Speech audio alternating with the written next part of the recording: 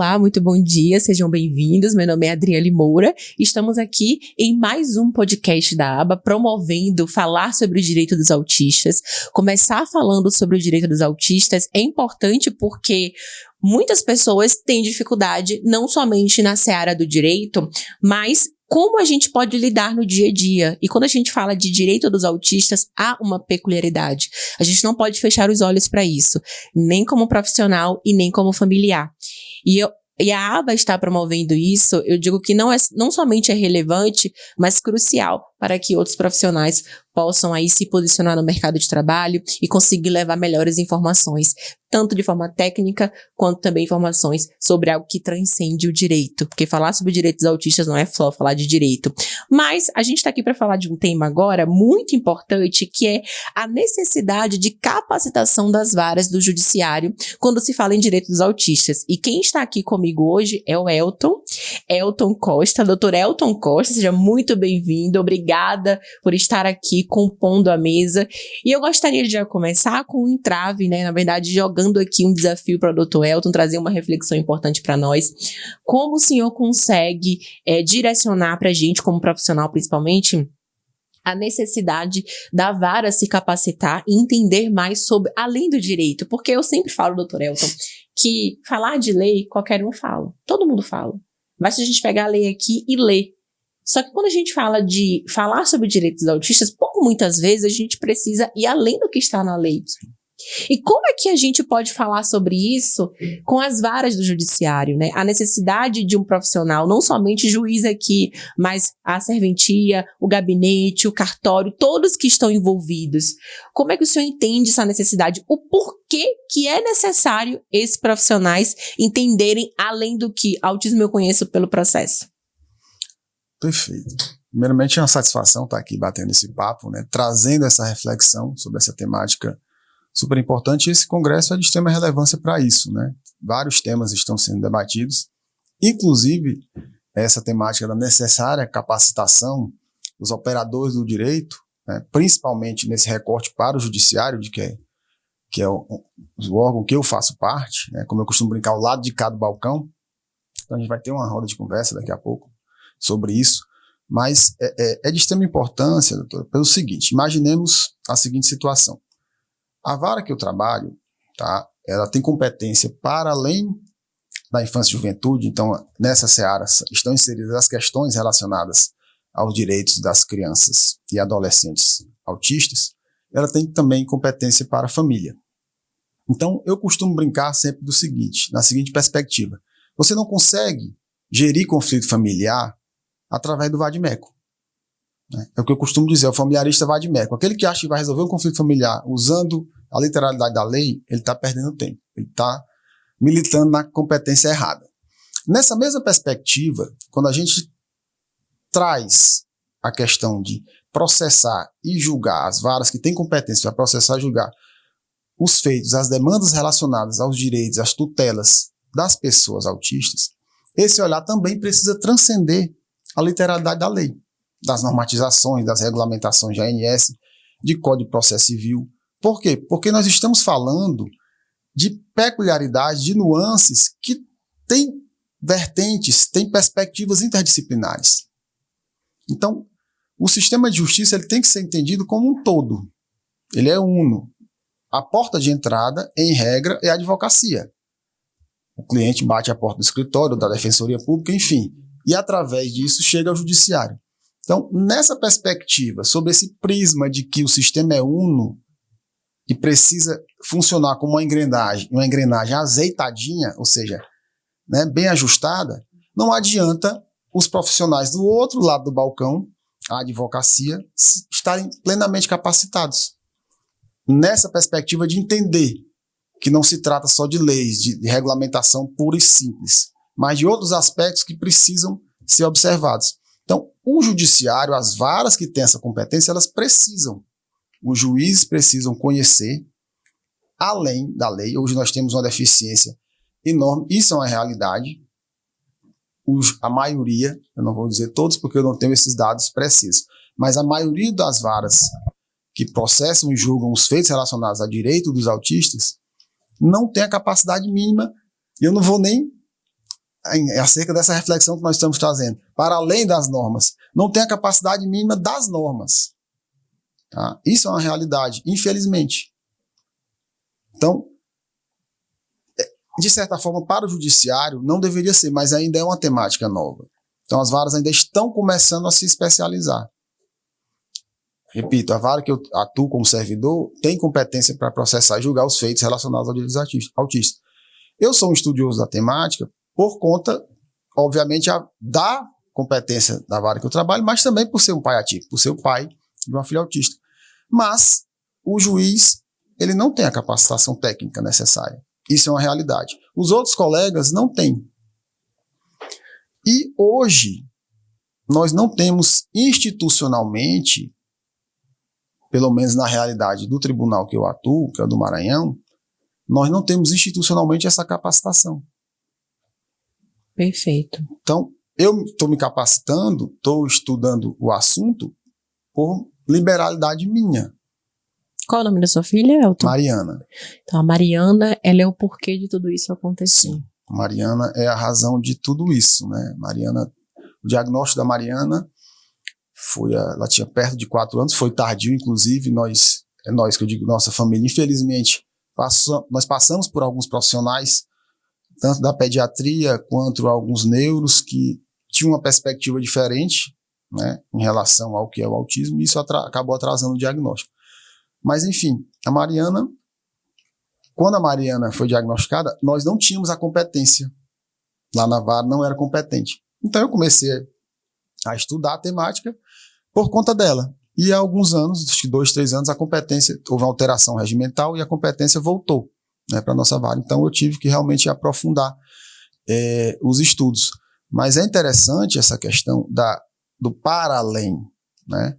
Não adianta eu me esmerar em CPC, não adianta eu conhecer as resoluções da ANS, não adianta eu conhecer as leis relacionadas ao autismo, se eu não entender que em determinadas situações a lei não é o bastante. Ela é necessária, mas ela não é o suficiente.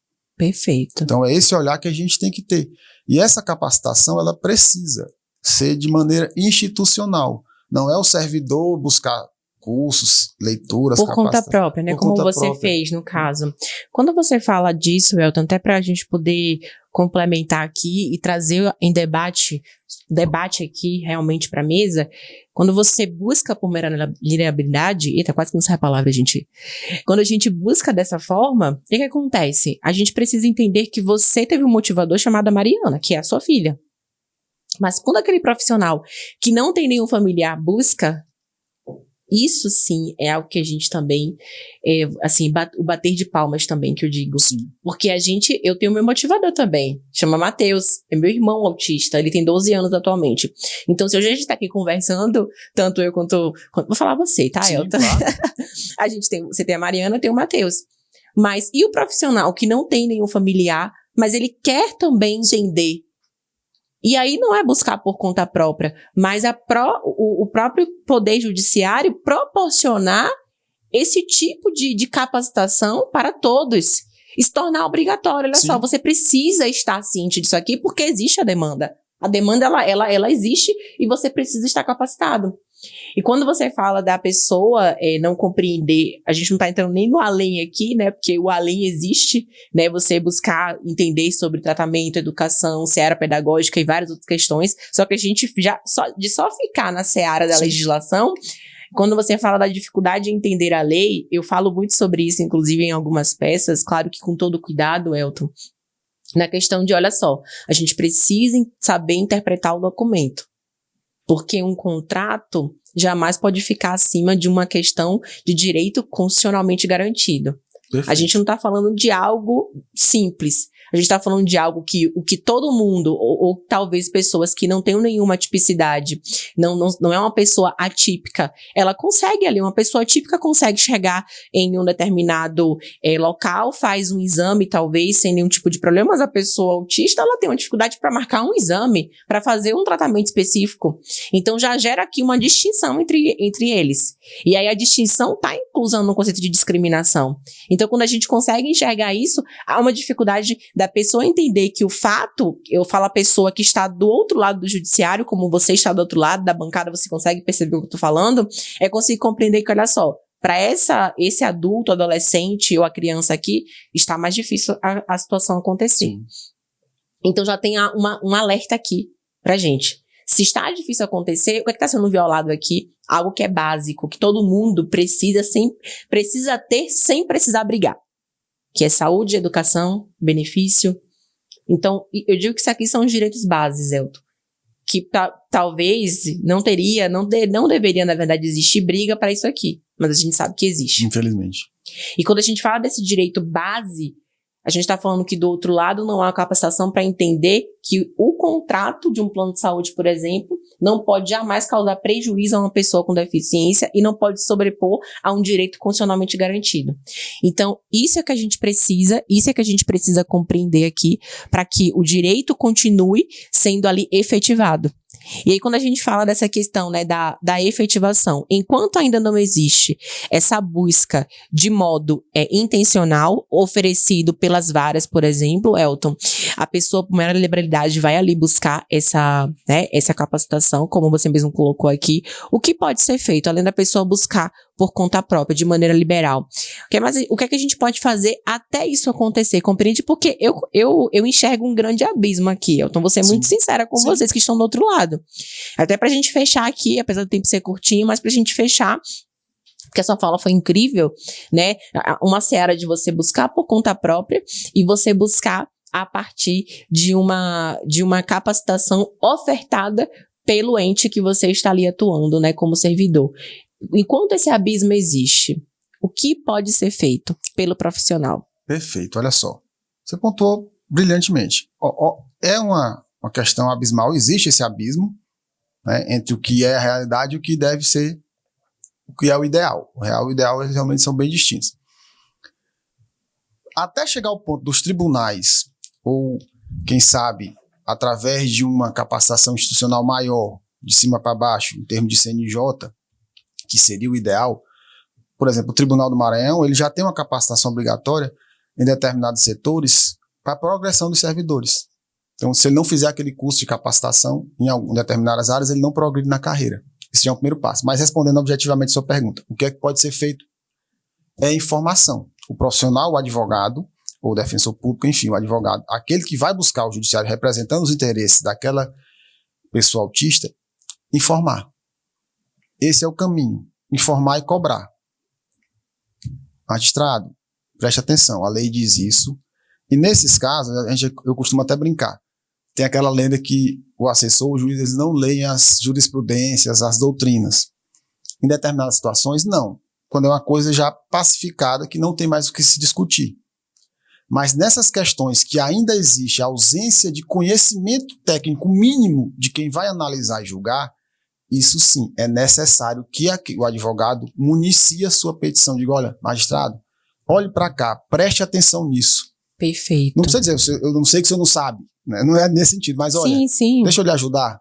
A lei diz isso, a jurisprudência mais atual diz isso, a Constituição diz isso. Então, fazendo recorte para o contrato, afaste um pouquinho esse contrato, porque ele vai ser prejudicial. E olhe para o contrato maior que a gente tem, que é a Constituição. E a vida, né? E a vida. Elton, que brilhante, assim, aprendi muito, até fiz umas anotações aqui, porque a gente precisa entender como é que a gente pode fazer isso acontecer de fato, né? A gente está aqui para levar a solução, passar a informação, e eu te agradeço imensamente pela oportunidade de estar aqui levando informação para profissionais, para familiares, porque eu digo que sem informação, ninguém se salva. Então, perfeito. Você está aqui fazendo o que tem, assim, de mais precioso. Sabe o que você está doando hoje aqui de mais precioso? Tem uma noção disso? Vou te falar agora o que é. É o seu tempo. Eu digo que não existe nada de mais precioso do que isso. Então, muito obrigado pelo seu tempo, por dispor dele, de estar aqui passando informação tão relevante. A gratidão é toda minha e eu espero que numa próxima oportunidade a gente sente para conversar e aí eu já possa dizer para quem está nos ouvindo, principalmente para as famílias, né, as pessoas que estão inseridas no espectro, olha, hoje nós temos a capacitação mínima institucionalmente implementado pelos tribunais. Espero que a gente chegue lá em breve. Amém. Se Deus quiser, a gente vai sim. Obrigada.